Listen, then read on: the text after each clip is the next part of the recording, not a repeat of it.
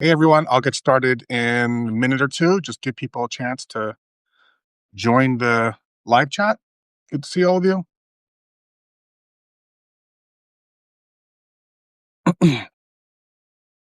Hey Marty, good to see you.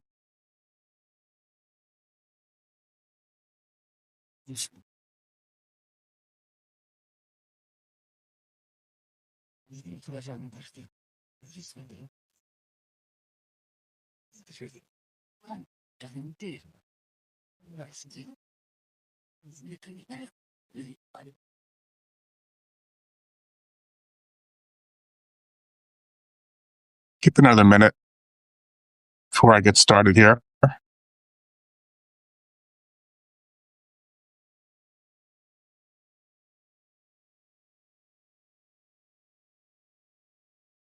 How's the weather? It's rainy and windy, Marty. Another few hours of miserable weather.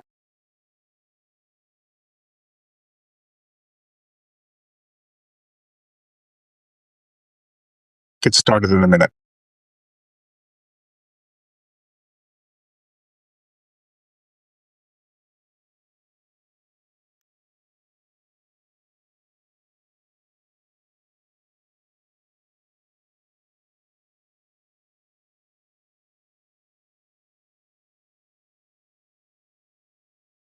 So you too, Brad. Sorry.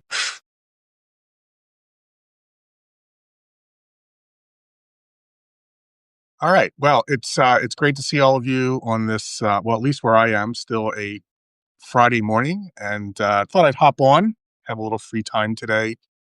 And I've been wanting to do this for a little while. I actually should have scheduled this days or even weeks before, just to give people a chance, perhaps if they were looking for a holiday present. But I guess we're still far enough away that you can pick up one of these books for you know loved one, family member, friend who's a history buff, and maybe even for yourself if you have some time to read. But yeah, I've got 11 books in front of me. It doesn't sort of exhaust what I read uh, during 2025, but it's a good chunk of it. I read quite a bit, and I'm lucky to have that time, the time it takes to read some of these books. But I thought I'd share some of my favorite titles, and all of these, except for one, was published in 2025. So I tried to stick with that as much as I could. And all of these books, I know most people know me as a, Civil War historian, but none of the books that I'm going to share today are Civil War titles. And there's a couple reasons for that. First, I make it a point to read beyond my field of study, my area of specialization, just to keep my own sanity, right? And you have to detach yourself from a subject that you spend so much time immersed in, especially when you're writing an article or a book, or even maintaining, my newsletter, Civil War Memory.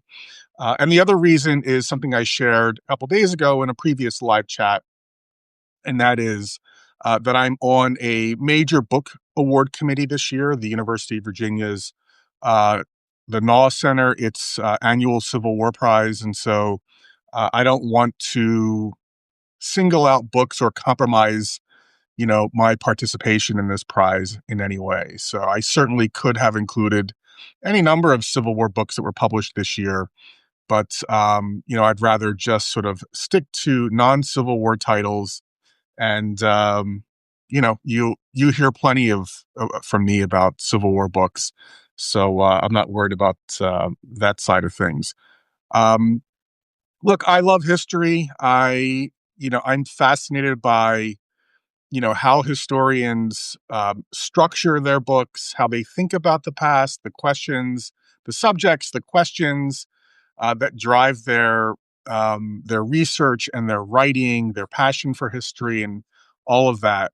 And for me, at the root of it all is narrative. I mean, history to me is storytelling. And, I think history is one branch of, the larger endeavor of storytelling that I think is hardwired into us, right? I agree. I remember, reading back in the 1990s, Daniel Dennett, the philosopher who recently passed away, in his book Consciousness Explained, he talks about the place of narrative and storytelling in sort of how it structures the self. And, he says that spiders weave webs, and they weave these complex webs without even thinking about what they're doing. They're hardwired to construct these webs for survival purposes. And Dennett argues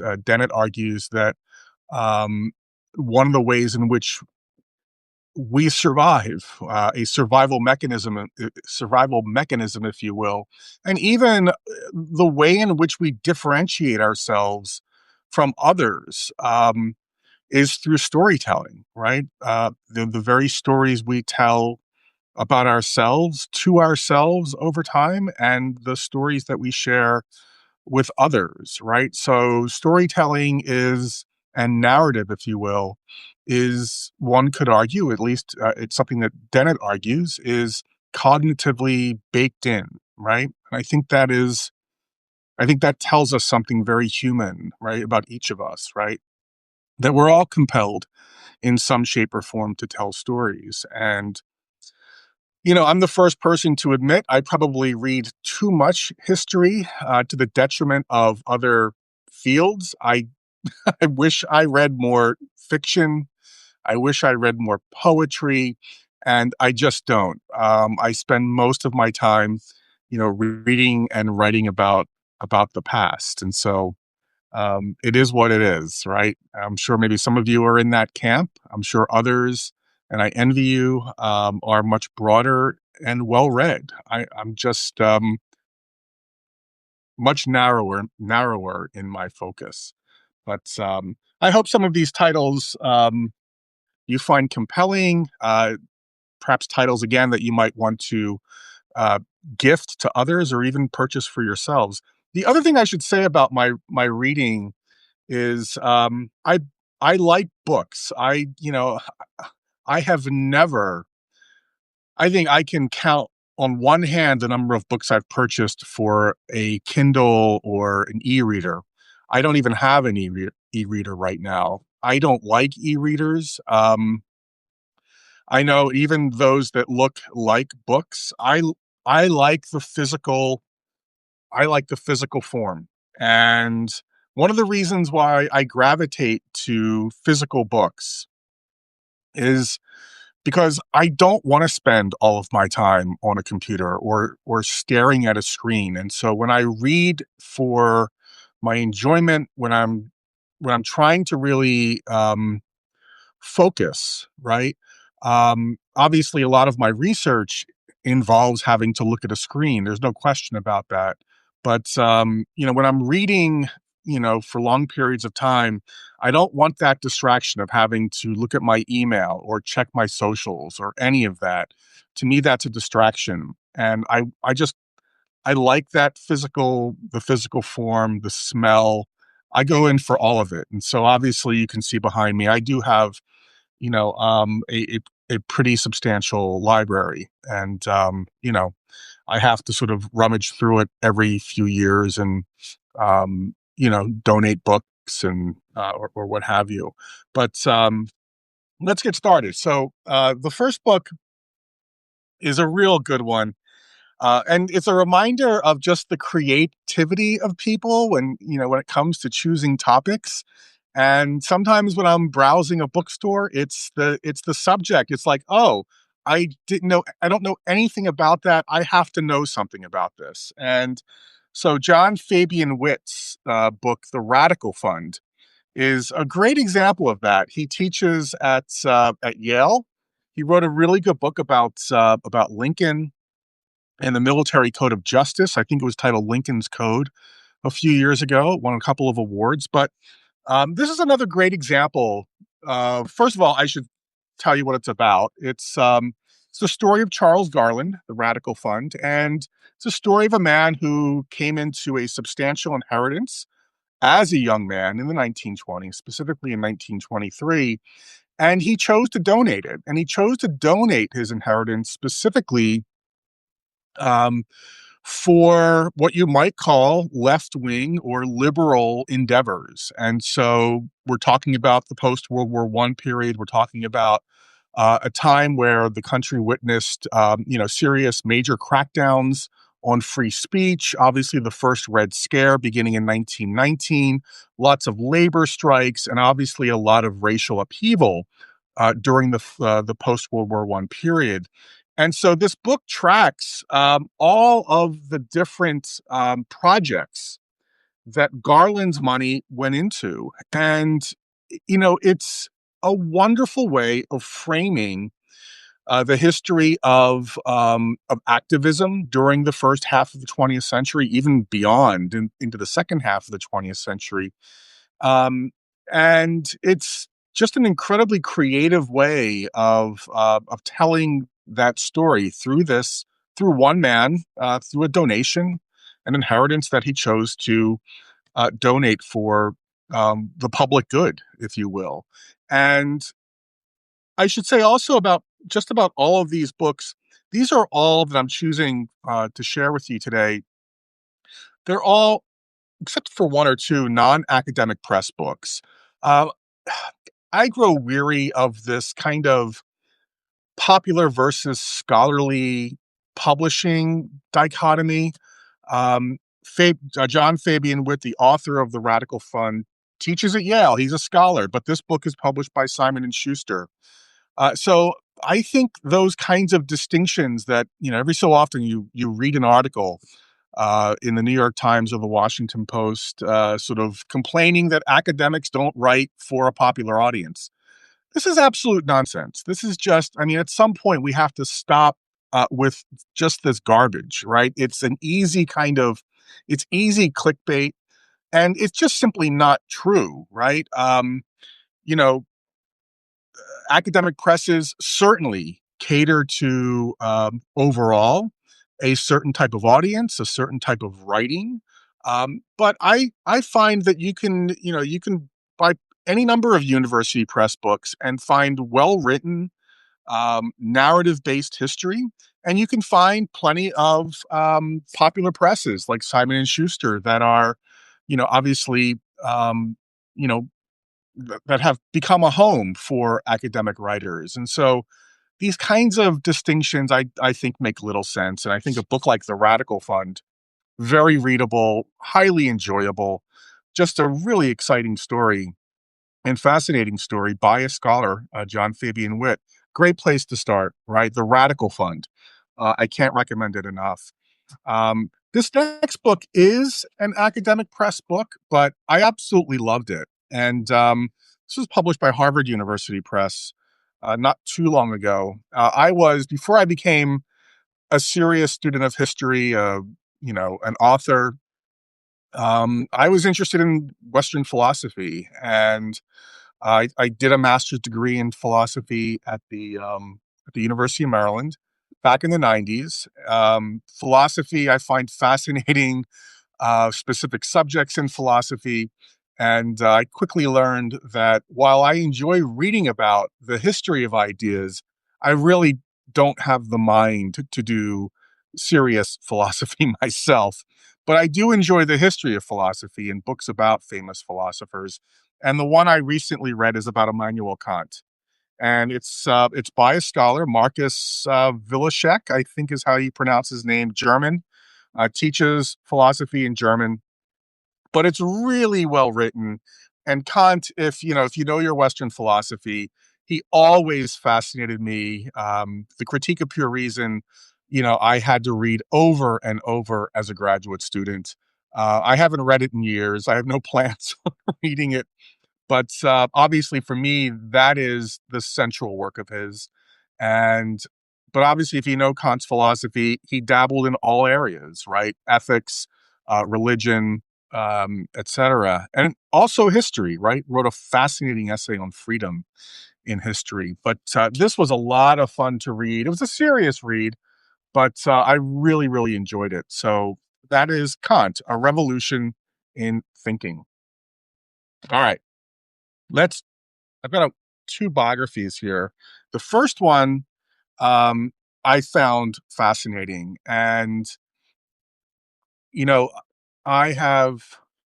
I would say since Trump's first term as president, I probably, like a lot of you, um, I felt as if my own what I thought I understood about this country's history, specifically in the 20th century and early 21st century, I felt that a lot of that had just been upended in certain ways. And I think that's because I couldn't satisfactorily answer the question of how it's possible that Trump was elected. And then, of course, for a second term, right? And so over the last, well, I would say going back into his first term in the White House, I have been reading as much as possible about the history of the modern conservative movement. And I know one of the things I get really frustrated with, excuse me, is people sort of casually tying what we're witnessing today back to the 19th century and the Civil War era. I mean, I know I'm a Civil War scholar. I'm happy that people are, sort of, I'm happy that the history of the Civil War and Reconstruction is part of our discourse.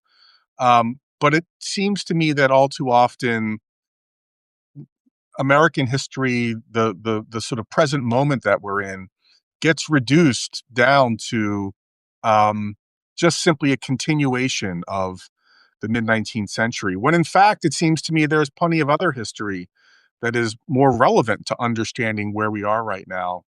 And that to me involves trying to understand and appreciate the significance, the influence of the modern conservative movement, at least beginning in the 1920s, 1930s. Um, and so a lot of my reading has been in that area. And I was very excited about the publication of Tannenhaus's biography of William F. Buckley. I've got a couple books that are about Buckley. I don't forget his last name. Princeton published it. It's called "The Fire Is Upon Us," which is about the famous Oxford debate between um, Buckley and James Baldwin. And so there are a couple books that I've read that have covered Buckley's public career, but Tannenhaus's book is the first biography of Buckley that I've picked up.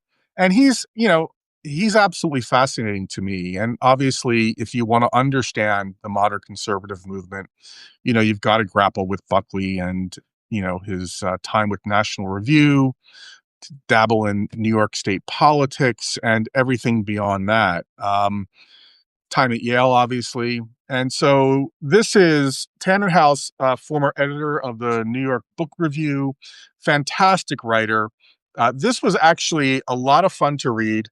It's well written. I mean, Tannenhaus is just a dynamite writer, and the history is solid. I mean, I learned so much, and I love biographies that, as much as they dig into people's lives, they also place, that, uh, you know,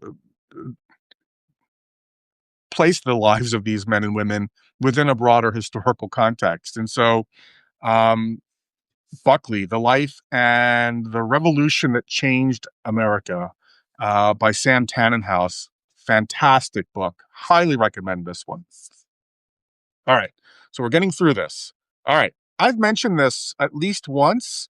And I think with the popularity of Ken Burns's recent documentary on the American Revolution, I picked this up before the Burns episode series aired, and it's by Richard Vell. And this is the American Revolution and the Fate of the World.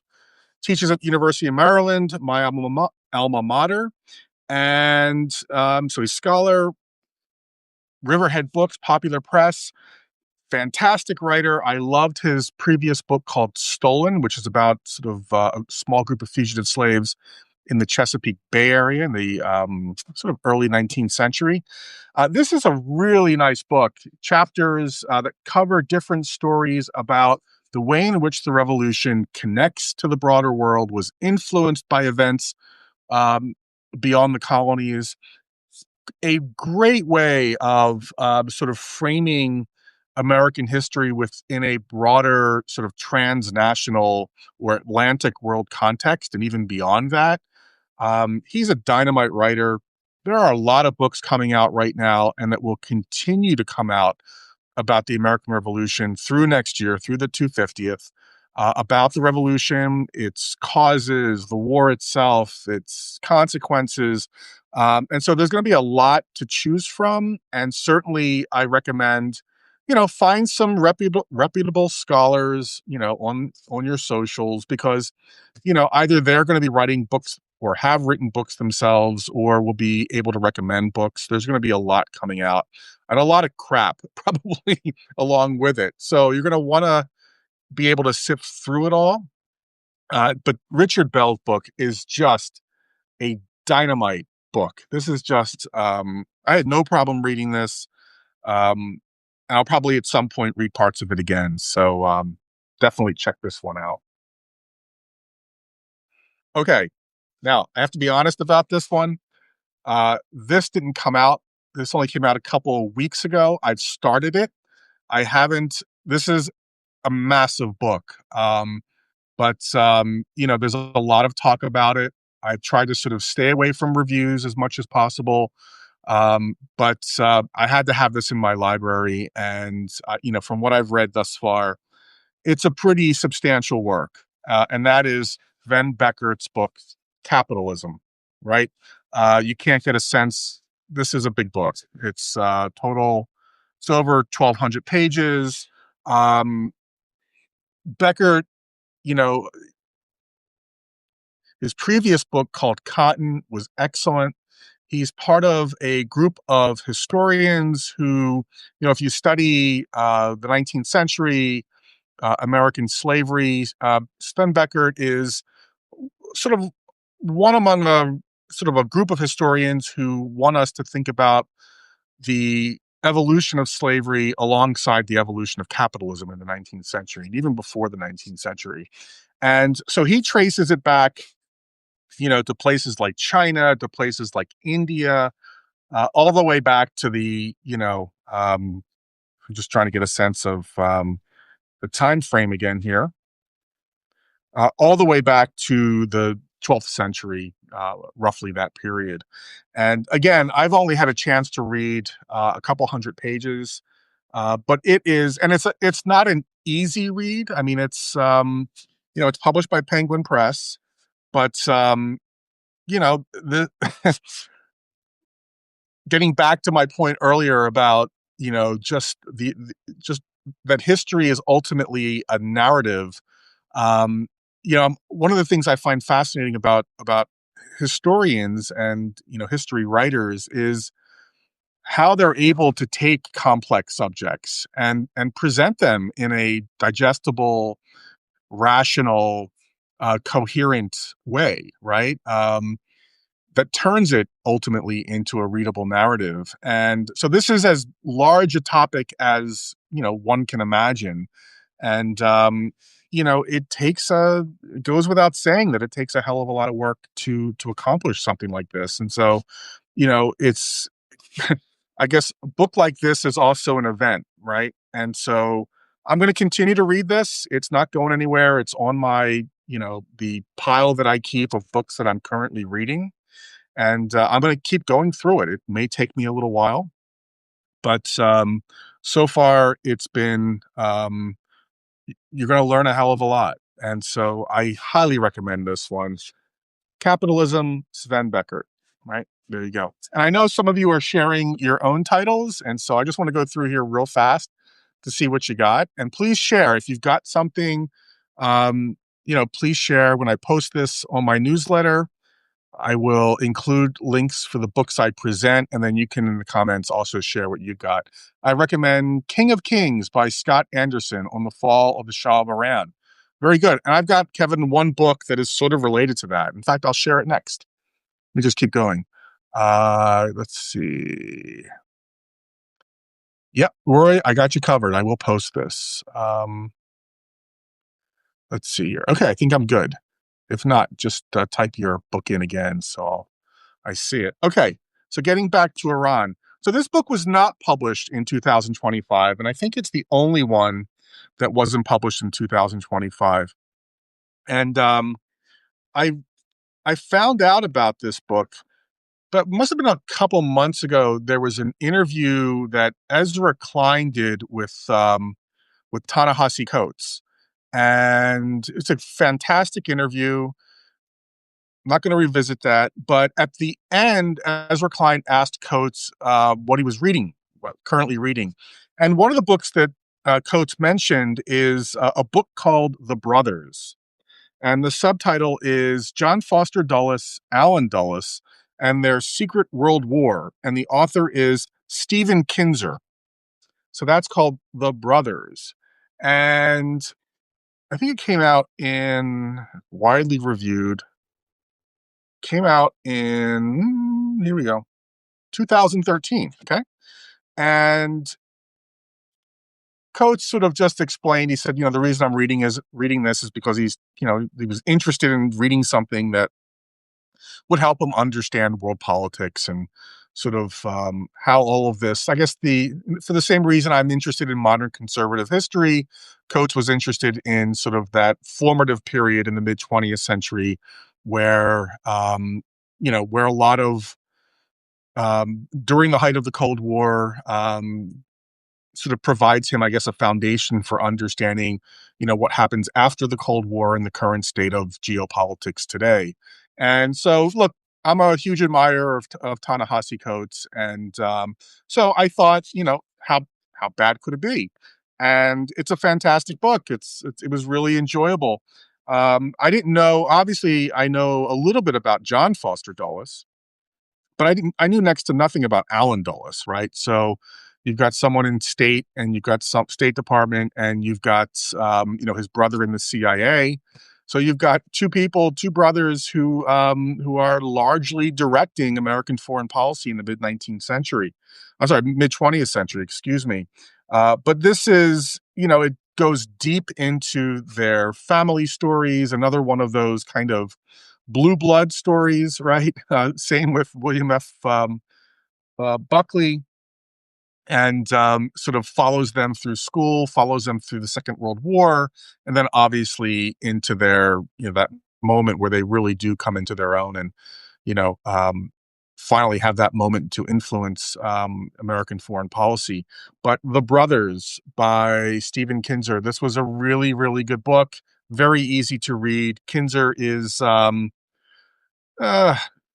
reported for the New York Times, Boston Globe, so knows how to write, and I learned a hell of a lot from this one. So The Brothers, really well done. Highly recommend it. Okay, so I just finished this one, and this book ended up on, it turns out, on a number of best of sort of popular history books in 2025, and that is Lori Gwen Shapiro's The Aviator and the Showman.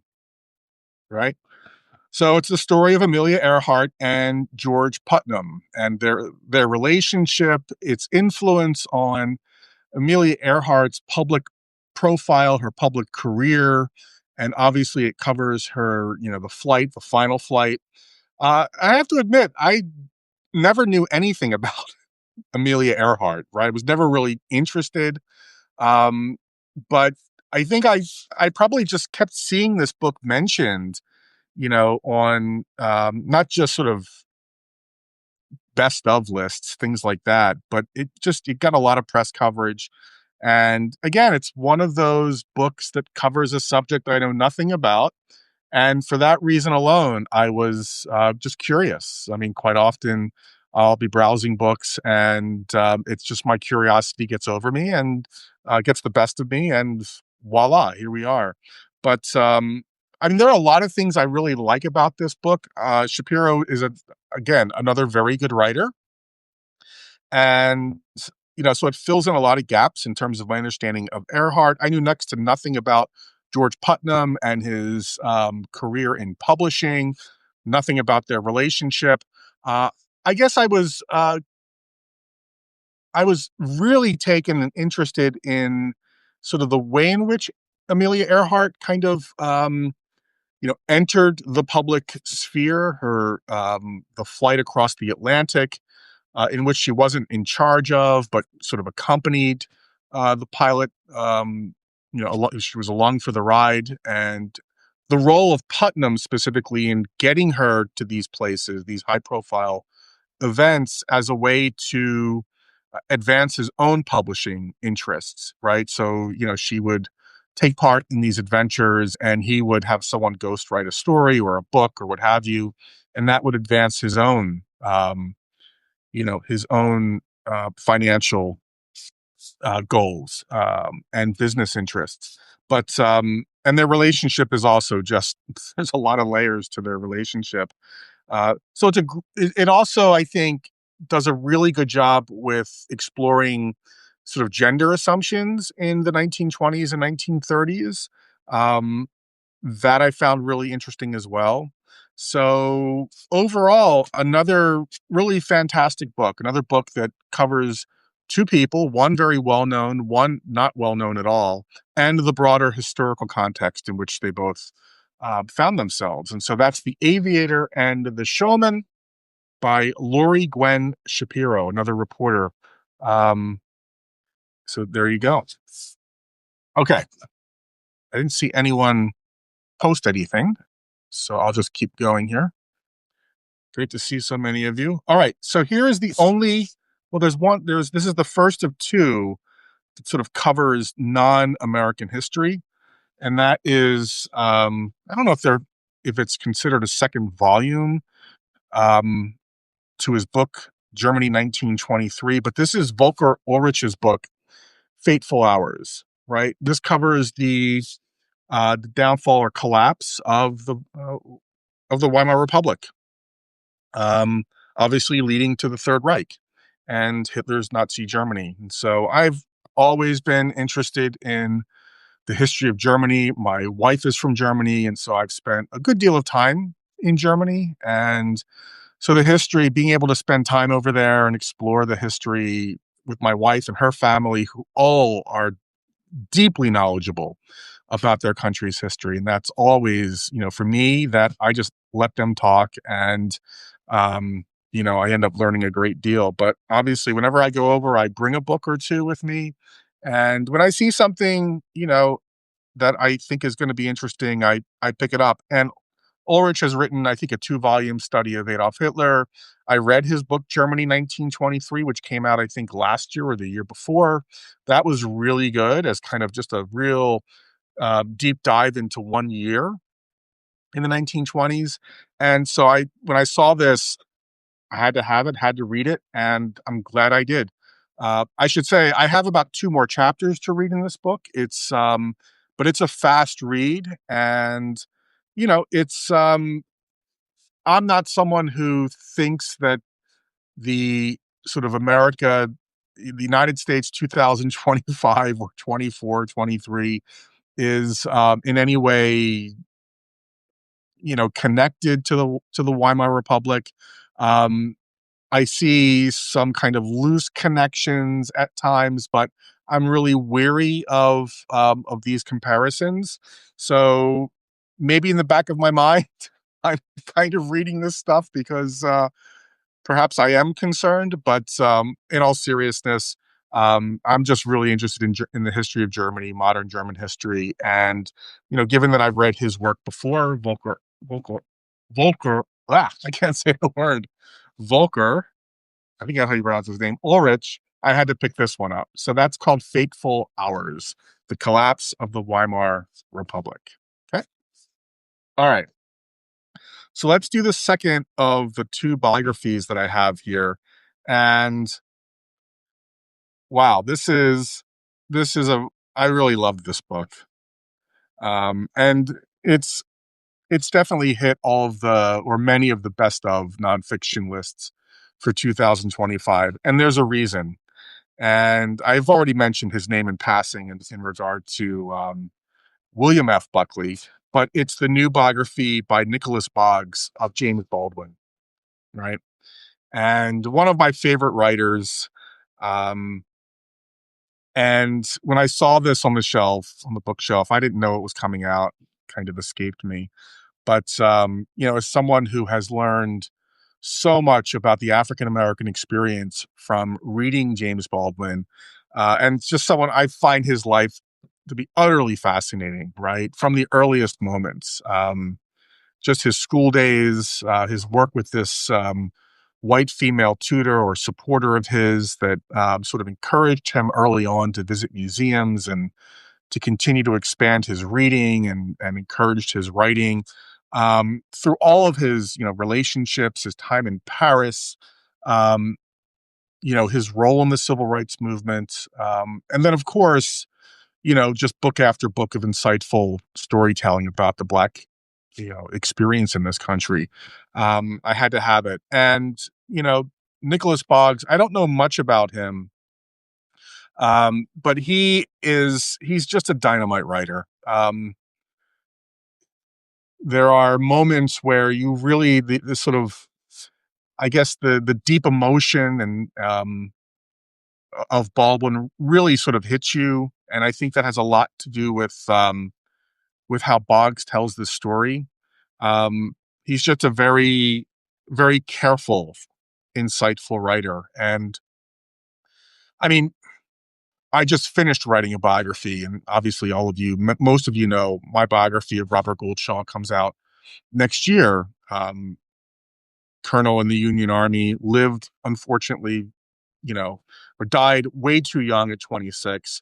Um, but there's a difference between taking on the story of a Robert Gould Shaw, who certainly left some correspondence. Certainly, there is a story to tell. It's not the most, I'm the first person to admit this, it's not the deepest of stories.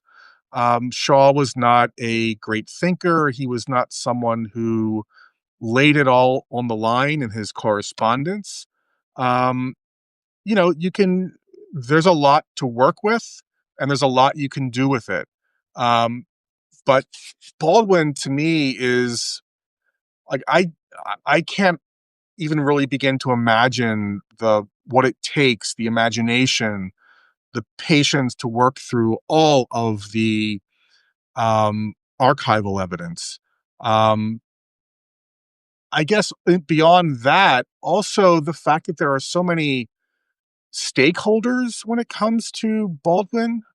Boggs is a white man, right? So the racial dynamic of a white author telling the story of a Black man. Um, and again, the stakeholders in all of this, people who have invested a great deal in Baldwin's legacy and his memory, right? That's a slippery road, right? Those are some slippery rocks that you have to manage as you're researching and writing and telling the story. And I think he pulls it off brilliantly in this book. And this is one that, I can easily imagine going back to at some point. It's just one of those books that it's not so much just about Baldwin, it's about the larger story, um, that you can learn about by sort of looking at his life close up. It's just a brilliant, it's just such a well crafted, brilliant biography. Absolutely love this book. So that's Baldwin. Definitely check that out if you're looking for a really good biography to read. Okay, I've got two left. Both of these, one of them I am about three quarters of the way through. And then my last one, I just started, right? In fact, I just started a couple days ago. So I'll save that for last. The one that I'm almost finished with, and actually, let me check because I'm not sure. Yeah, this did come out earlier this year. This is Greg Grandine's book, America, America. A New History of the New World. I think I mentioned this on one other earlier live chat. Grandin is one of my favorite historians. I just think he is an incredibly gifted historian.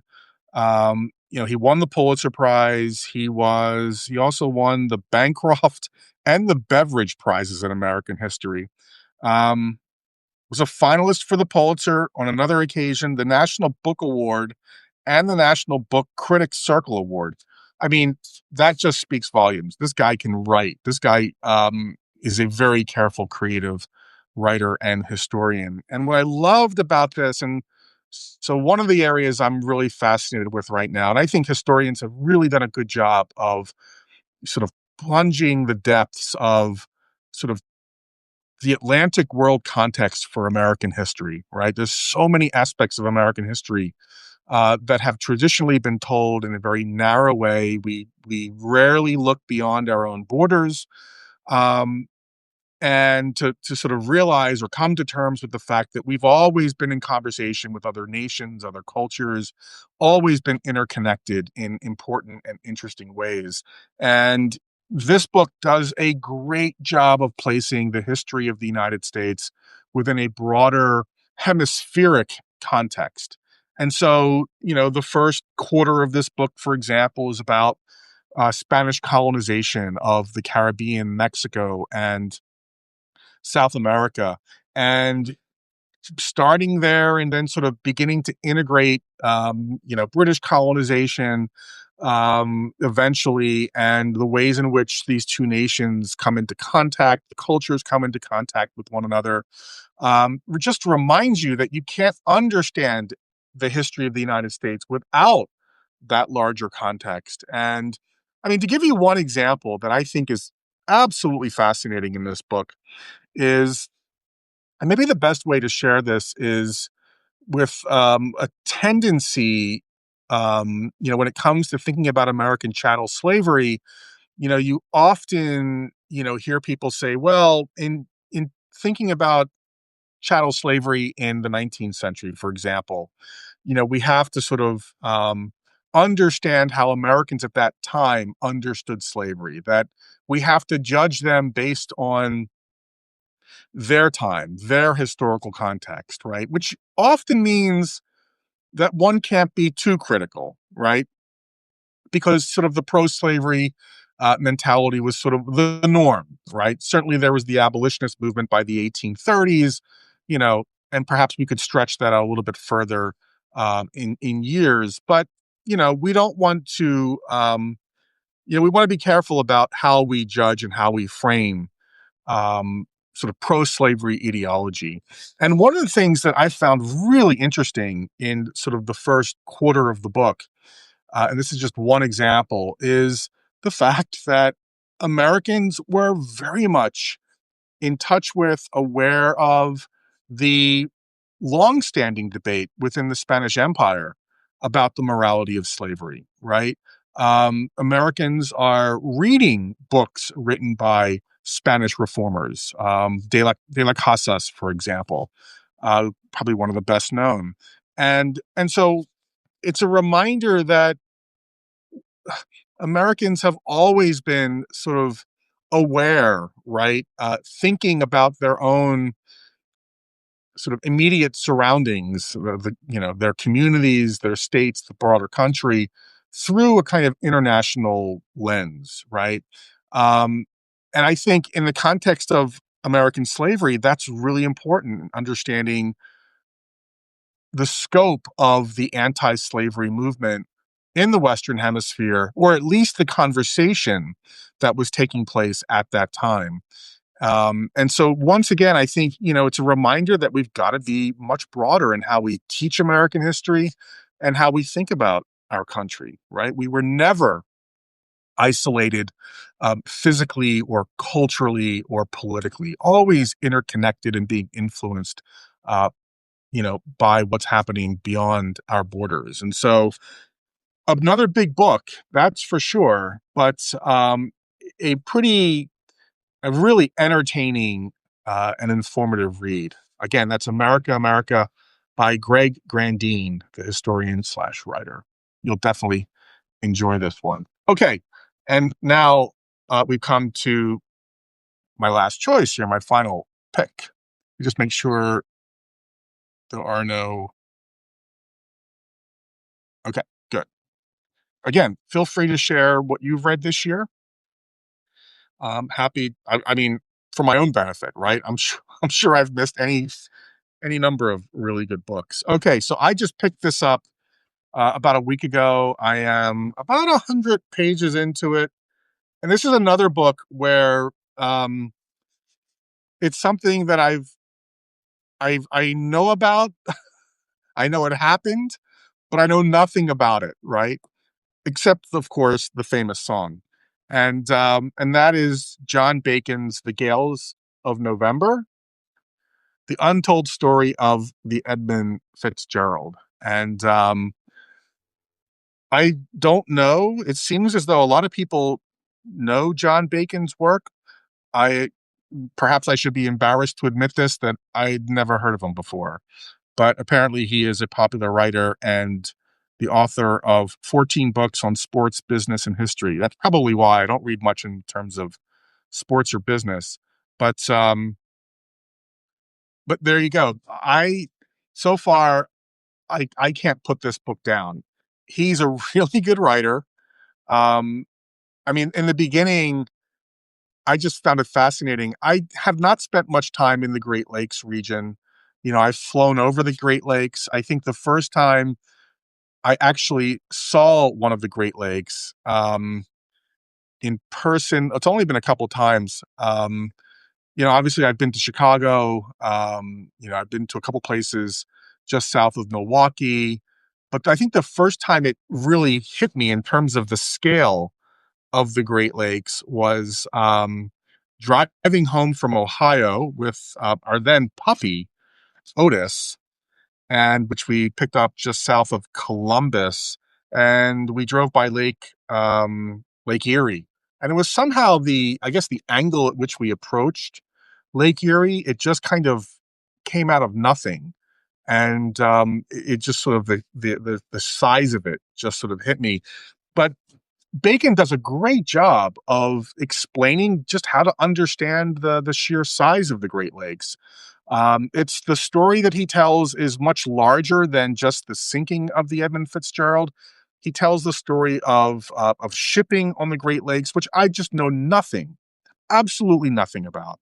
The industry that grew up around it, the families that served on these ships, previous maritime disasters, many of which take place in November, um, the construction of these ships, why they are so dangerous on freshwater lakes, just all kinds of things that I know zero about. And so, you know, if you can tell a story that is compelling, that is entertaining, if you can show its importance, even the sinking of a ship, then you have got my attention, right? I'm with you. I'm going to definitely finish your book.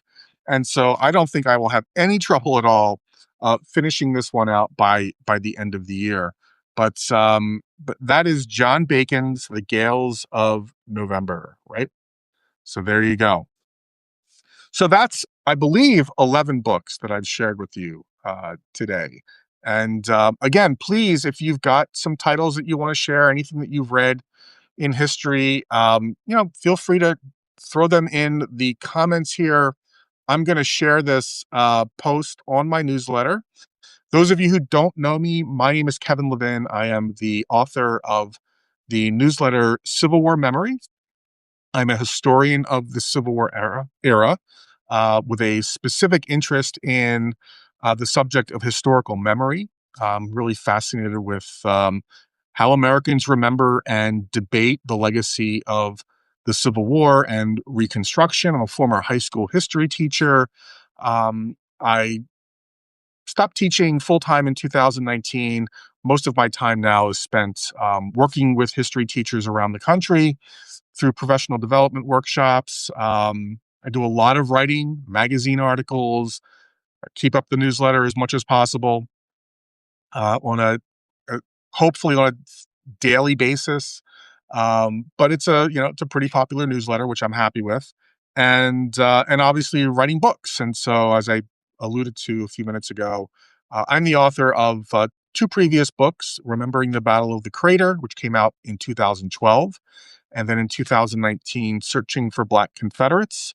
And next year in September, it looks like the University of North Carolina Press is going to publish my first biography, which is a biography of Robert Gould Shaw, the famous colonel of the 54th Massachusetts, the first Black regiment raised in the North during the Civil War in 1863. So 2025 is going to be an exciting, and at least in the last few months, a very busy one, and definitely looking forward to that. But let me make sure there's no other. So Eric Burrows got some books here for baseball fans. Awesome. The Last Manager by John Miller was good. Okay, The Last Manager, John Miller. So that's one title. Awesome. Just make sure there's no one else here. There you go. All right.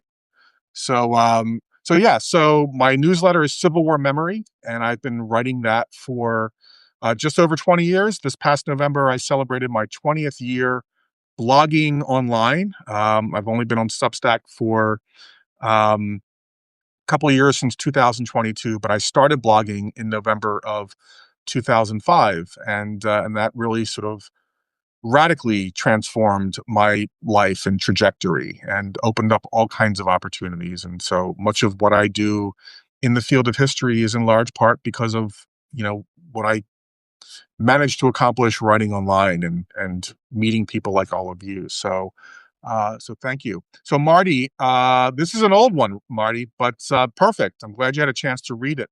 This is called Pax Americana by Fenn. I forgot the first name. Elizabeth Fenn is her name, and it's this is a wonderful book about epidemics during the American Revolution. This one, the smallpox outbreaks during the American Revolution, a much understudied topic. Ken Burns did mention it in the his recent documentary on PBS, but it's a subject that scholars have delved into to a great extent in recent years. And so that is a really that was one of the I want to say one of the first. It was a very popular book when it came out, really well done. So that's a great choice. Thanks for that, Marty. All right, so I'm going to post this in a couple hours on my newsletter. I hope you guys will subscribe, and I will see you all back here at some point soon. And one more, Marty, The Boston Massacre: A Family Story. Yes, Zabin's book. It's a fantastic book, right? So another book about the revolution uh, came out, I want to say 2024, but it is a fantastic book. If you're looking for a book about the history of Boston during the revolution and the Boston Massacre specifically, um, Zabin's book is really well worth reading. It's a fantastic book. All right. I will see all of you soon. Take care. Bye.